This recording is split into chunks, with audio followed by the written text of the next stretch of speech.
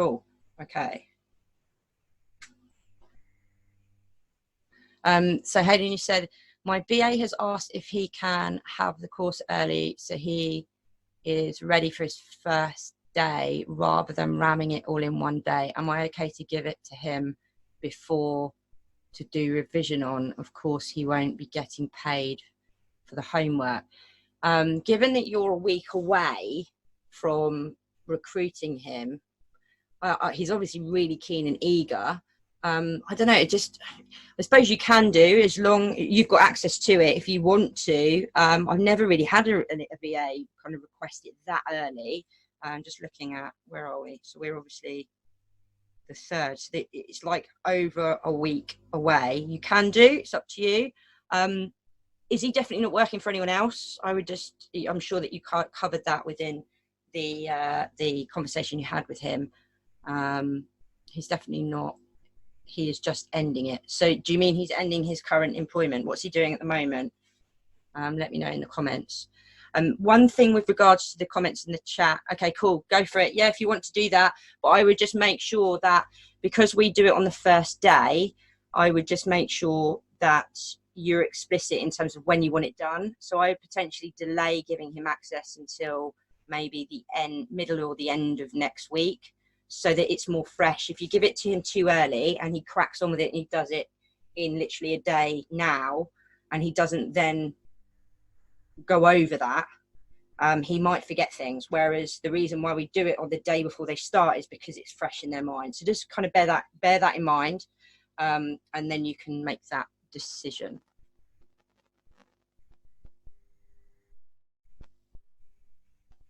Yeah, if I can't share screen and show you, but there's a button down below that says all panelists and all attendees. So you can just change that, and then whatever you write in the Q&A, everyone can see. So when I share my screen, guys, I can't, for whatever reason, I can't read the chat box. So I will probably need to answer your questions afterwards, if that's okay. Sorry about that. Anyway, let's get cracking. Cool. Get rid of that. And let's get started with presentation. So we are on session 6. That's what I want.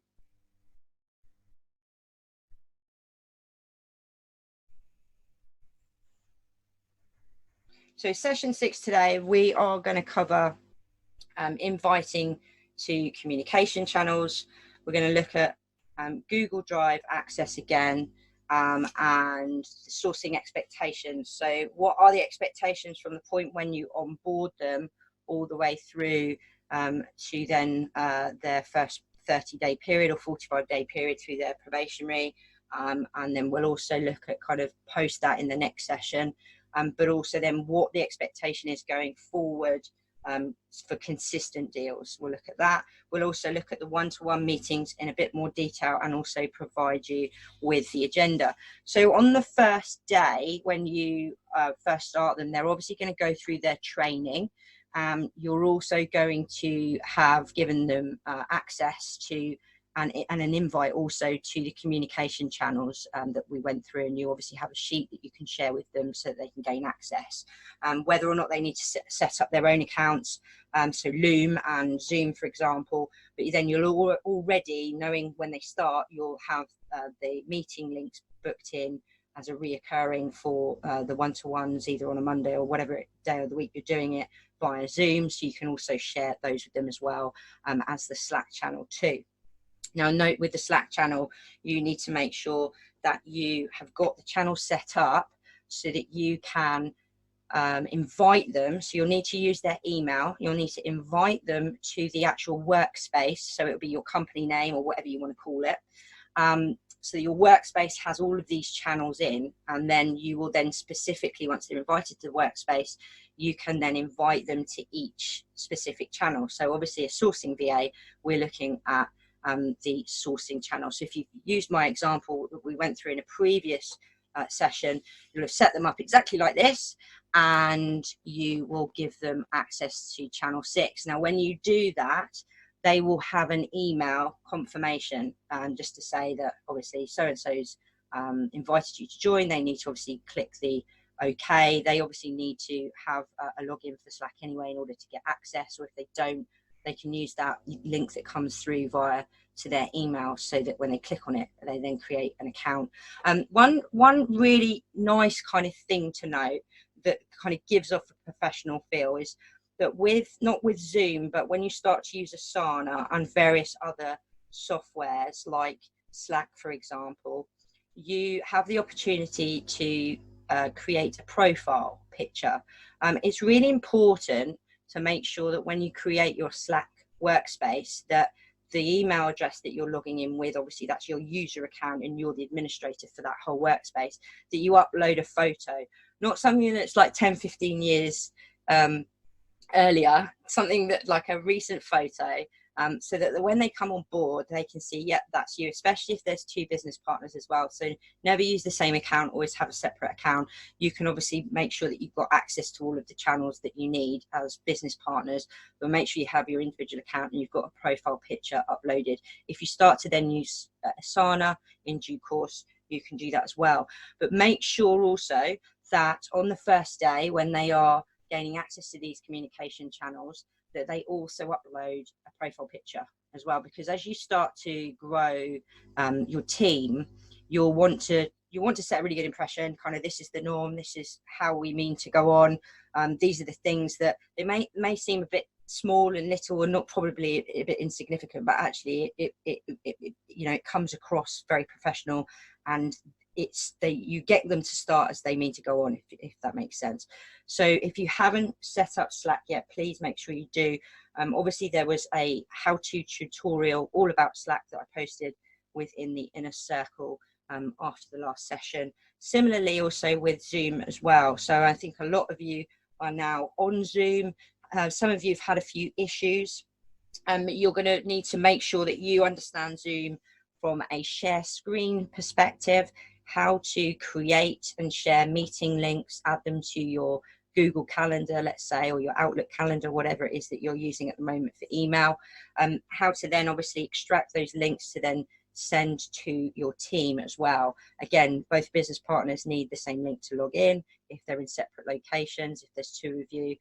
So if you haven't done, go through the how-to links or have a look on YouTube. There's lots of videos available, and equally both Slack and Zoom have FAQ sections as well. They're really easy to get used to.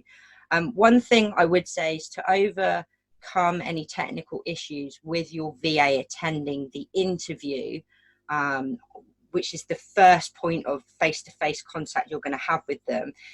A suggestion that actually we didn't cover within the email that you send them to invite them to the interview would probably be to advise them, if they haven't used Zoom, to obviously use the link on your screen, incorporate that within the email that you send to them, offering them an interview time and date, and ask them to create in advance a free Zoom account. Because what you can do at the moment, which I didn't realize, is if you have a Zoom account and you're sending a link to someone that doesn't, they can click on it and 9 times out of 10 it should just open beautifully. But actually there are quite a lot of technical issues that can happen, especially with what's going on at the moment. Everyone's on the internet and it's a lot slower in some areas, especially in remote areas like the Philippines. But if they've got their own Zoom account and they know how to use it, they may be able to get around any technical issues. And equally, it just means then that they're going to turn up on time, as long as there's no kind of complete shutdown with the internet, but they're going to turn up on time for their interview, and that's not going to have then any delay in terms of you onboarding them and going through the latter process as well. Again, then the other one just to cover off is Loom. So making sure, if you haven't done so already, you've got a Loom account, exactly the same with the VA. And we spoke about sharing the communication channels in advance if you wanted to. Obviously, if you're not doing an interview with them for whatever reason, or you can't, then the contingency there is to actually provide them with the interview questions with a firm deadline of them replying with a link to the recording that they've done on Loom. And I would put a really firm deadline on that of literally 12 to 24 hours, because you want to make sure that if they are doing a Loom interview, which basically means them reading your question and then giving their response, you want to make sure that they haven't completely prepared answers via Google, whatever resource, in answer to your question. More personal questions, they might prep on, but it's the specifics about the role. So sourcing and analyzing products, you really want to not catch them out, but you want to make sure you're getting that back, so they've got very little time to prepare if they've got access to the questions in the meantime. Also, if you haven't yet done your welcome video, again, another point that just provides a professional outlook. And I know there was a few of you asking about doing that and what to incorporate. Really good point raised by Lorraine was, can I do a generic video or welcome video on Loom, or should I make it specific to the individual? It's entirely up to you. It's a really, really nice touch if you want to do it specific and you want to welcome them by their first name into the company. That will make them feel like fantastic. But equally, as you mean to go on, perhaps you might not be able to do that or have the time to do that with new recruits. You can obviously change that the more that you recruit down the line, especially when you're starting to take on your senior VAs, but it's entirely up to you. There is no right or wrong. So if you want it to be generic, all I would say is just make sure that you, I can see the chat, there we go. Just make sure that you are calling them by the same title. So if what's on your contract and the job advert, it said a specialist virtual assistant, then you need to address them as that. It's similar to like if someone was doing an advert on Facebook, or an email for to register for a specific event. If you change the title or the name all the way through, it doesn't communicate with that individual, and they don't really understand, well, hang on a minute, I was sourcing VA 1 minute and now I'm a specialist VA. So just make sure that you address them in the right way, if that makes sense.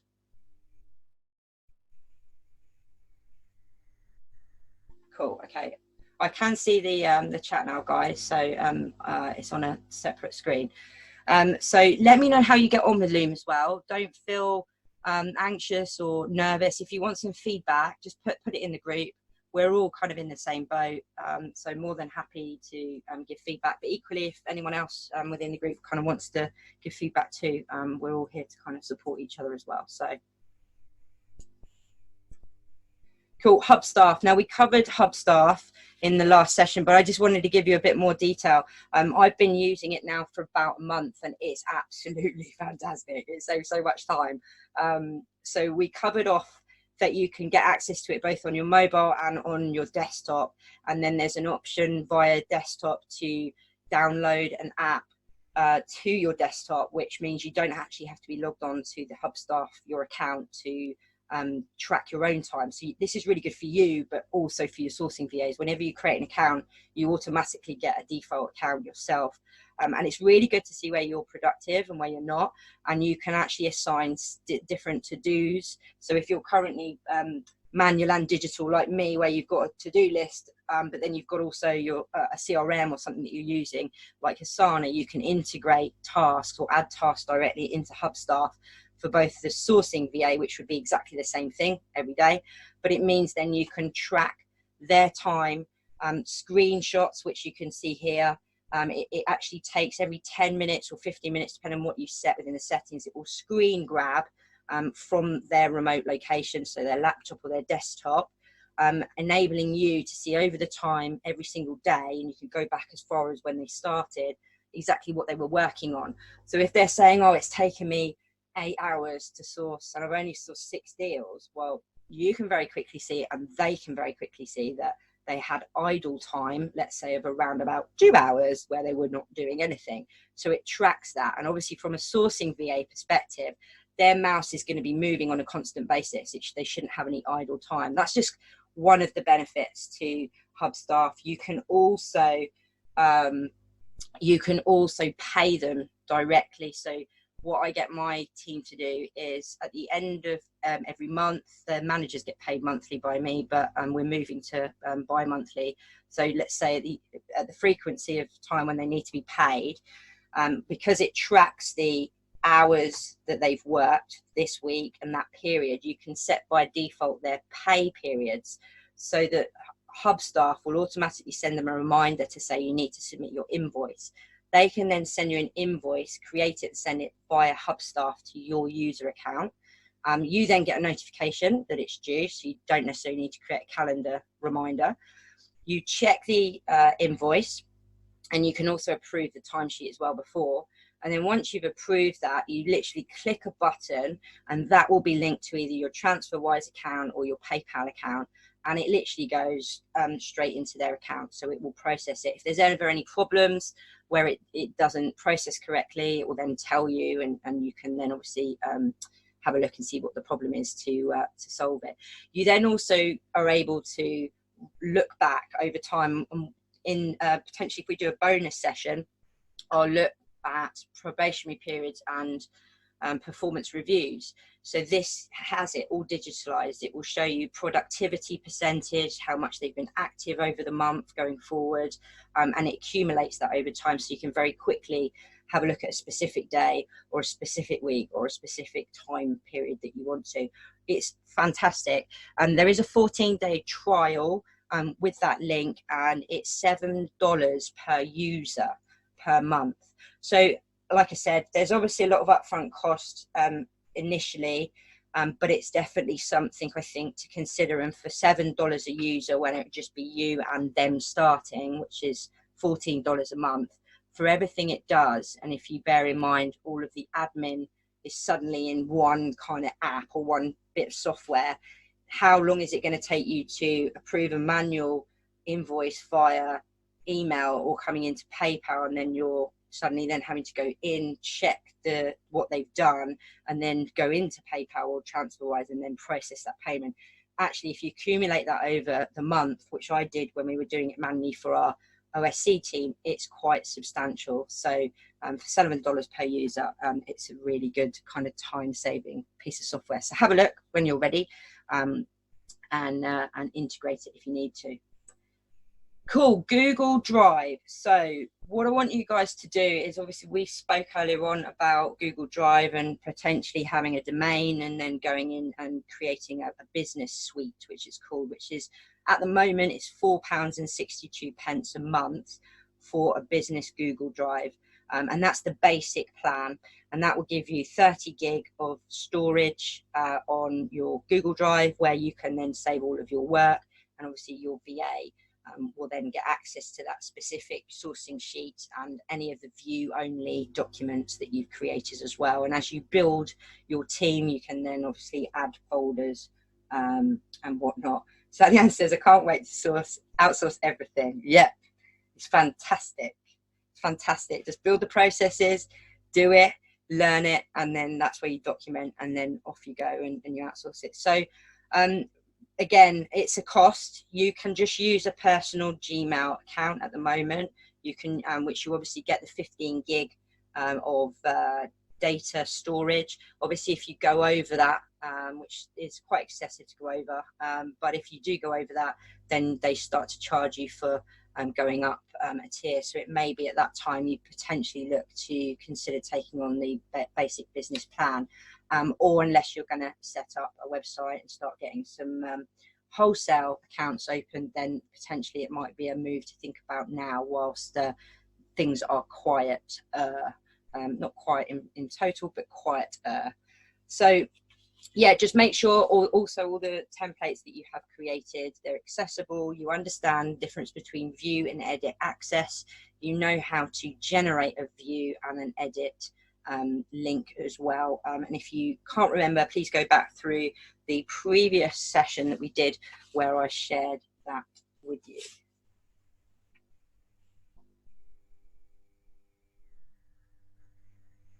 Cool.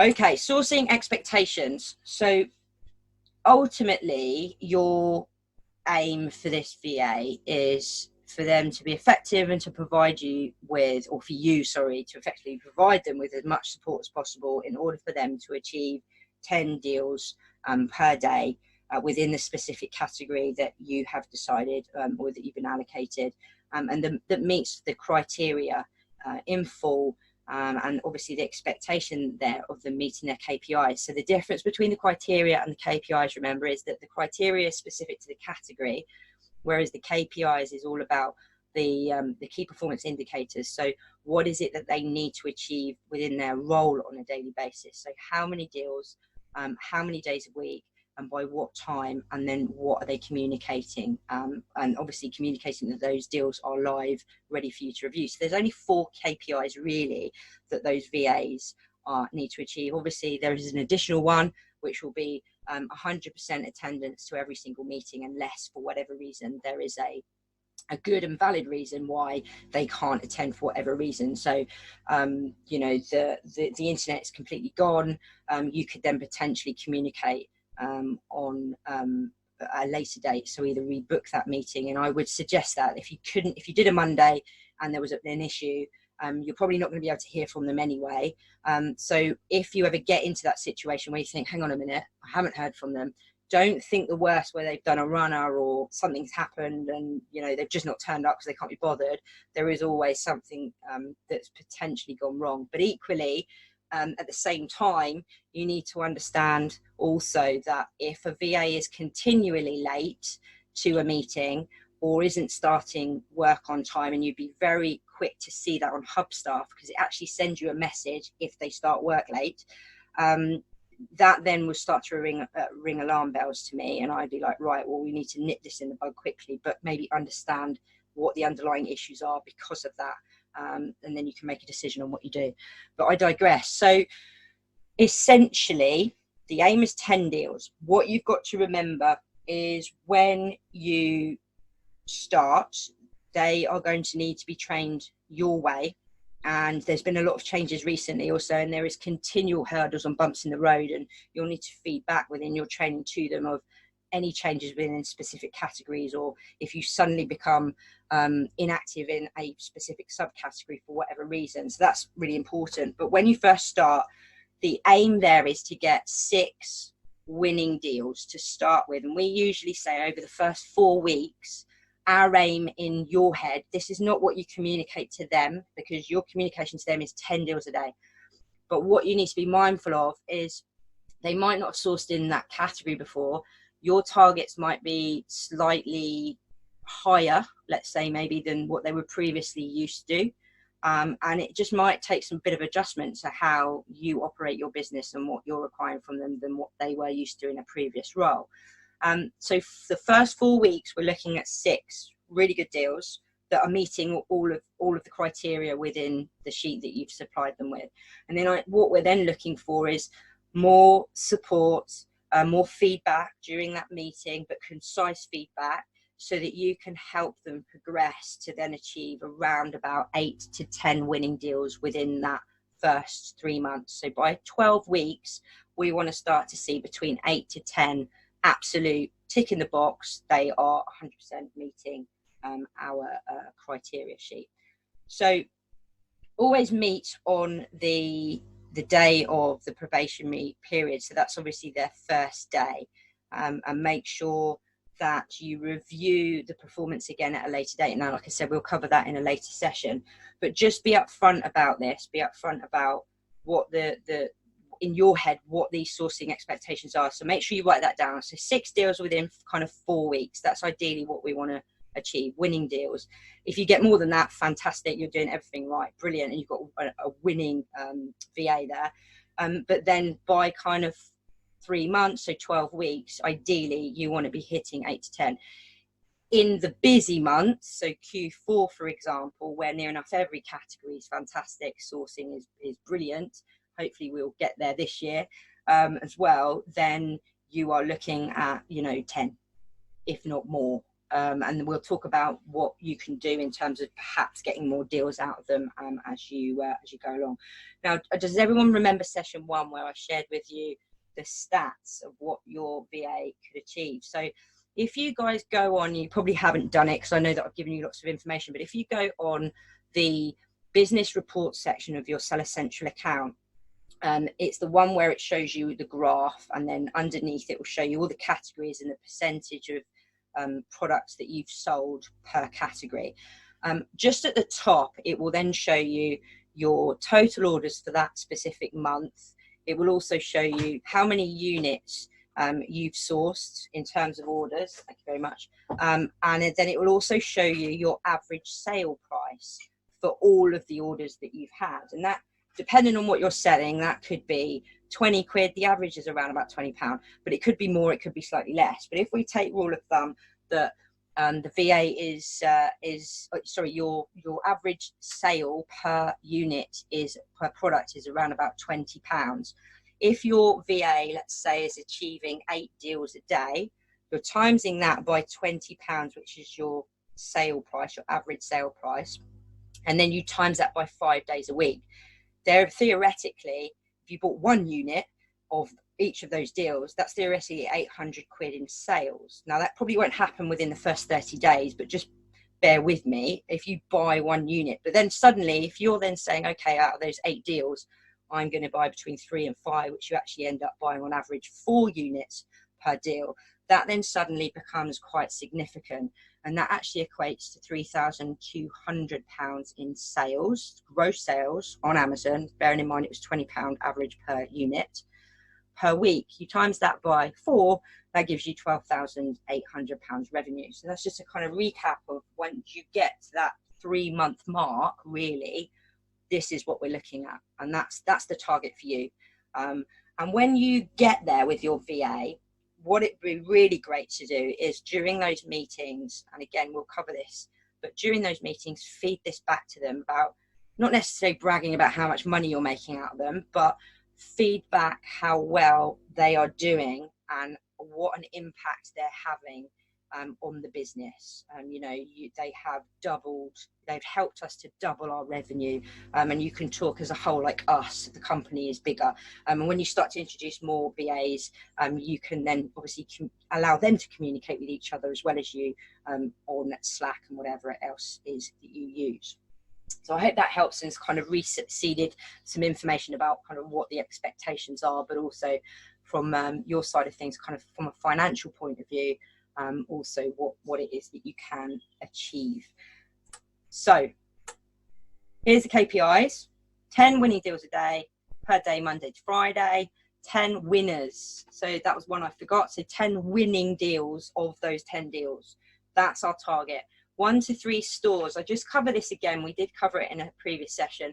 The reason why you want them to initially look at between 1 to 3 stores per day is that it then gives you more products to be able to put into a checkout basket to then potentially, if you're buying, let's say 3 to 5 units, to actually then forego the postage and packaging.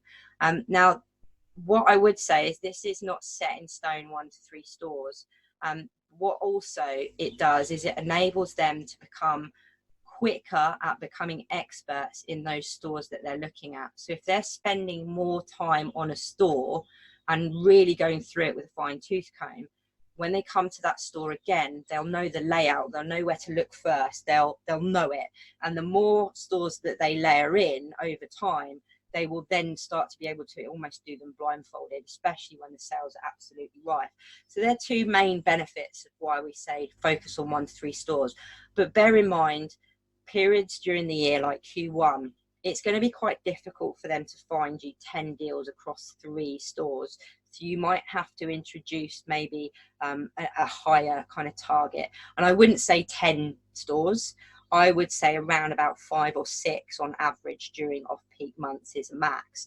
What that does mean is you might get 2 deals from 1 store and then 1 deal from however many others and 4 deals from another. But for you, from a purchasing perspective, what I would then say is that if you can't make the basket quantity work and you have to pay for delivery, does that still affect your profit margin? Do you still profit out of the amount that you're putting in versus what it's costing you? Hopefully you are, because of the minimum unit net profit that you're going to look to achieve. But if it doesn't, then what you can, you're testing a product, so you only want to buy maybe 1 or 2, what you can do is, a tip for you is add it to the basket, leave it there, and then ask the VA, specifically via Slack, to see if they can go back into that store the next day and just check whether or not they can find anything else that might have come on sale. Because if you can get as many as many deals from that same store the following day, or worst case the third day, to bring that basket quantity up, then it's going to be a lot easier for you. And also that then means there's more products kind of going into the prep centre or coming to you at home, so you can get them off quicker as well. So a 1 to 2 delay in terms of being sourced and purchased shouldn't have too much of an issue in terms of them going out of stock, unless it's a really, really fast moving product, in which case I would just, as long as it's possible, bite the bullet and get it ordered and get it dispatched wherever you need to. Delivery time, I've put by 9 a.m. Just make sure that obviously you kind of are communicating that to them. And then the communication per day, you want to know when those deals are live, and usually we say kind of 9:05, 9:10, or whatever time it is, so 5 to 10 minutes before. But don't just say, like I've said, 5 to 10 minutes. Make sure it's either 9:05 or 10:05, whatever it is that you're using. So just to recap, 0 to 4 weeks, we are looking at, ideally, your viewpoint is 6 winners minimum per day. That's what we want to achieve.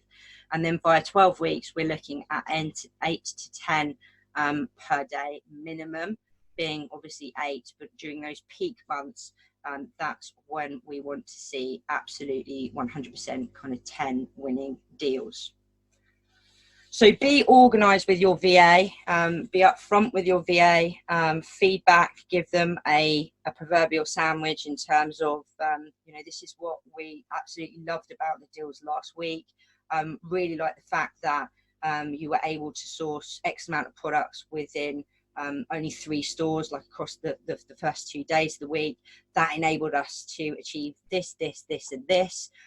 However, what I'd like you to do, obviously the latter 2 days of that week, there was a lot more stores that you covered, and actually the profit margin was slightly lower on some of them. They were still profitable, but it didn't quite meet our criteria.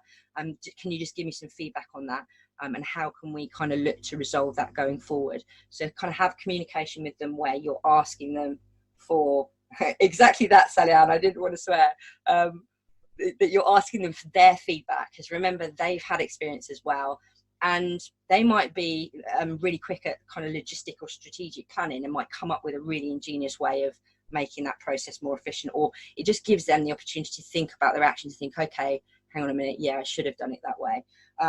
But then always seed in kind of what's going on with your business as well, and what you guys are up to, and if there's anything that they need to know about in general that's kind of changing. And that kind of takes me on to the one-to-ones. So obviously your first ever face-to-face is that interview, unless you do it via Zoom, and then the second face-to-face you're going to have is that welcome meeting on the first day. So that's basically just to make sure that they have got everything set up they need to, and then you can obviously introduce them to the training, and then ideally what you want to say within that meeting is anything that's kind of not on the sheets or anything specific. If you obviously haven't got your contracts and your NDA back, which you should have done, but if you haven't, you need to have it that day. Really, you don't really want to introduce them to any training, and equally you don't really want to take it any further unless you've got something in writing that's been signed by them. And then going forward from that, during that welcome meeting, you'll obviously also communicate the one-to-ones going forward from that as well, and the expectation of them turning up, obviously using Zoom, etc. Ideally, with meetings, I like to have a metric on it. I'm a bit anal like that.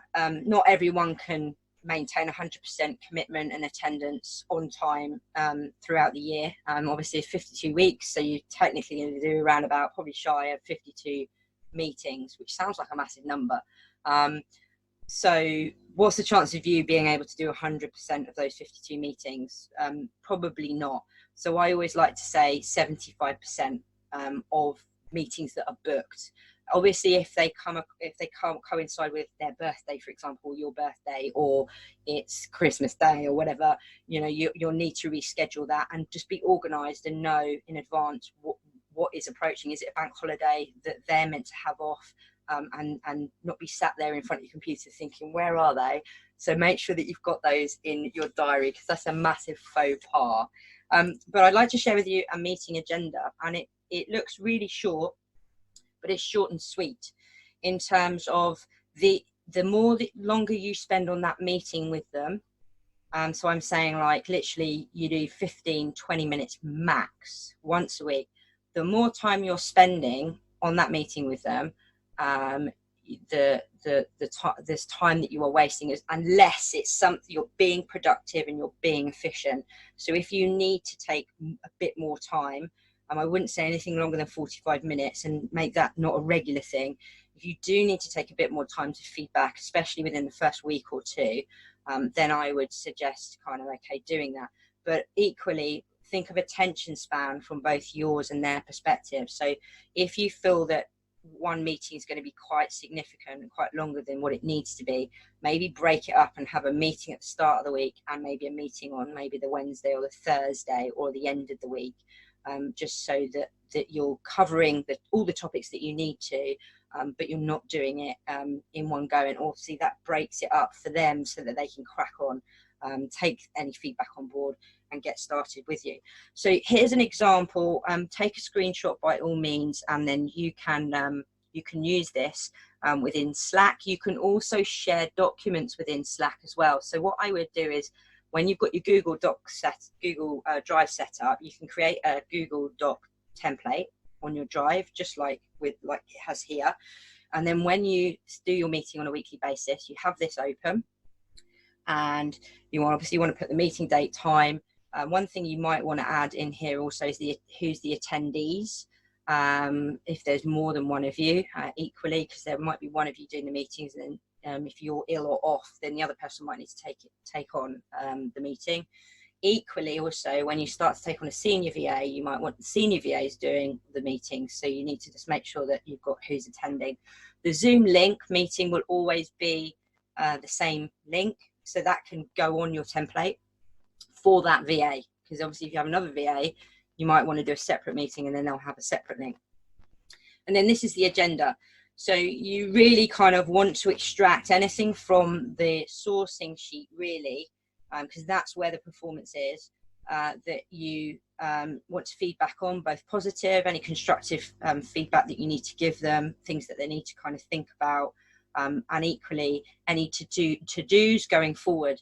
Issues is not actually issues that are a problem, it's more things that you need to advise them on, or that you need to ask them about. So it's not that it's actually an issue, it's just an issues list that it's on your mind and you need to feed that back to them. So whatever it is, changes to the date of the meeting or whatever. But within this meeting, ideally what you're looking at is performance feedback, getting feedback from them, short and snappy about how they're doing. Were the products the same, for example? Is there any issues with the criteria in terms of profit? So was the ROI good, but the profit was low? Are they sourcing stock that's actually significantly higher one week in terms of purchase price than the previous week? And what's the reason for that? Get their feedback on that. Is it change of site? Because you looking at the sourcing sheet, you'll be able to get a very good overview of what's going on, especially with it being conditionally formatted, but you still might need some further feedback and for them to clarify a few things as well. A really good point that Jean said as well earlier was about the out of stock, which we covered. So you could add that column in so that then saves you kind of raising that. But equally, if you find that if they're submitting their deal sheet to you by, let's say, 9 o'clock in the morning, and by 9:30 you're going on the sheet and like 25%, 50%, whatever of the stock that they've sourced is suddenly out of stock, then you might need to feed back to them and say, okay, we've got a bit of an issue here. Is it the time that they're sourcing it? Do you need to change the time? And I wouldn't make a rash decision to do that straight away. I would test it over a period of time.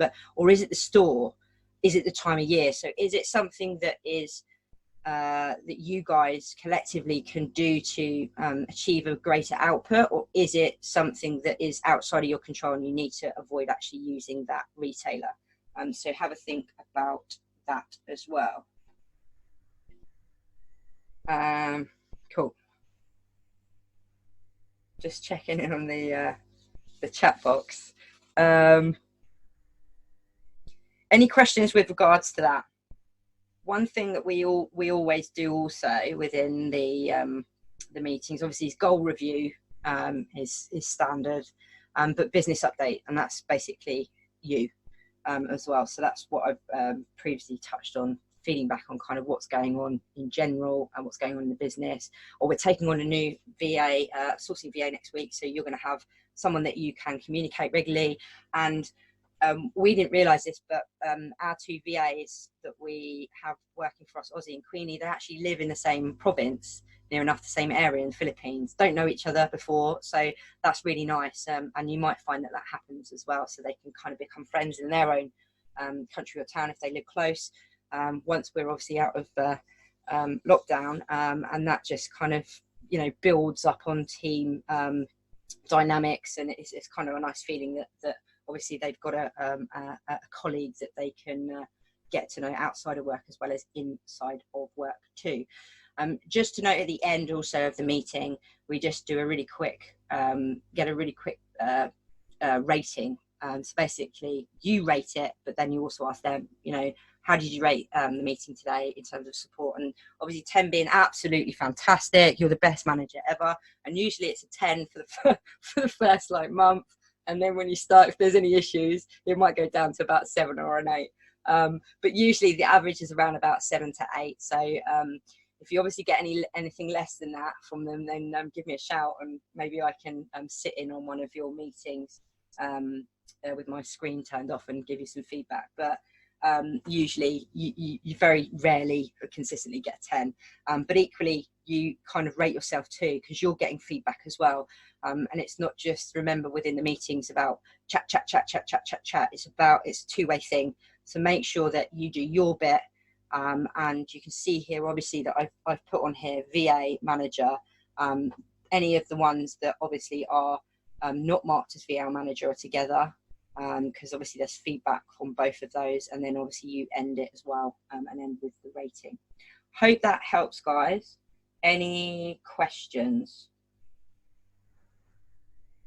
So Lenny said, our current VA suggested his cousin as a new VA, may explore that eventually.